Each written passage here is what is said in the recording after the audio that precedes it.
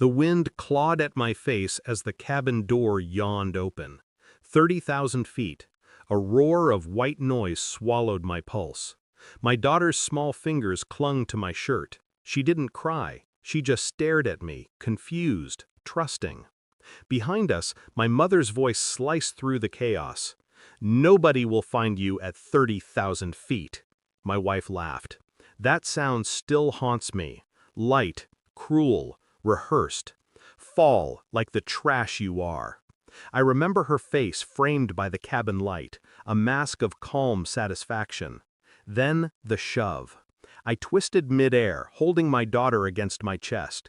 The sky was endless, the ground invisible. Everything went black before we hit it. When I woke in a hospital 6 hours later, my body was splintered, but my daughter was breathing beside me. The police were already there. Questions, accusations. They said they'd found something in the cockpit. They wouldn't tell me what. My wife wasn't there. Neither was my mother. I told them everything, the threats, the shove, the laugh. But all they heard was delusion and trauma. The in-laws were powerful, their lawyers already circling. I lay there for days, every breath a slow confession of helplessness. But then, something small. A nurse mentioned they'd recovered the flight's black box. She said quietly, "You'll want to hear it yourself." That night, I stared at the ceiling and tried to understand when it all began. The slow poisoning of love. Maybe it started when my wife's father handed me a business opportunity. Maybe when she began sleeping in the guest room for space. Maybe when she started locking her phone at night.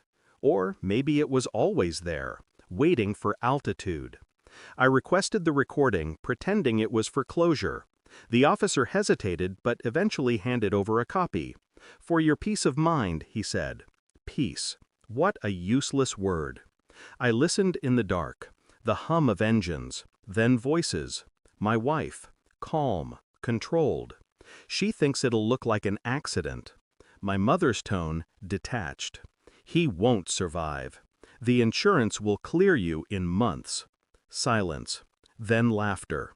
Two women, bonded by greed and contempt. I stopped the tape. Sat in the dark until dawn. Not a tear. Not a sound. Just breathing. Steady. Surgical. The next day, I requested all flight communications, passenger lists, financial transfers from the company my wife managed. Quietly, methodically. It was easy. Betrayal leaves fingerprints, just not on skin. A $2.3 million transfer from my life insurance to her offshore account, signed by my mother, authorized by my wife. I almost smiled. They planned everything. But they forgot the sky doesn't bury secrets, it records them. The police called 3 days later. They'd finished processing the cockpit. When I arrived, the detective didn't speak. He just handed me a photo. Blood on the controls. A single gun on the floor. My father-in-law, the pilot, slumped forward. Dead. 2 bullet wounds. "Internal conflict," the detective said quietly. "We're still piecing it together. The mother and wife were on board when it happened. Both alive." I stared at the image. So that was the sound I'd heard before blacking out. A muted crack beneath the engines. I didn't feel relief, only clarity. They had killed their own, then tried to finish me. When they called later, my wife's trembling voice begging to talk, I agreed. Calm, detached. "Come to the hospital," I said. "I have something to show you." She entered with fake tears and expensive perfume. I waited until she sat, then pressed play. Her voice echoed through the sterile room. "He won't survive. The insurance will clear you in months." Her face drained of color.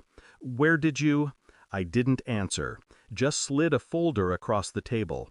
Bank statements, audio transcriptions, witness affidavits. "You wanted me gone," I said, "but you recorded everything for me instead." Her mouth opened, but nothing came out. Her eyes darted to the officer standing by the door. He'd been there the whole time. She tried to stand, but her knees gave out. I watched her crumble like a portrait melting in slow fire. I didn't raise my voice, didn't curse, didn't touch her. Silence is a cleaner weapon. A week later, I signed the final statement. My daughter slept in the next room, safe, breathing softly, unscarred by the storm that made her an orphan. They asked if I wanted to attend the sentencing. I said no. Some things are better left behind the glass of memory, unbroken, distant. At 30,000 feet, the truth had already fallen with me. Only I survived the landing. And in survival, there's power. Because the moment she pushed me from that plane, she didn't know I'd already learned how to fly without her. Thanks for watching. Don't forget to like, share, and comment. Subscribe now to Cheating Stories Insight World for more amazing stories.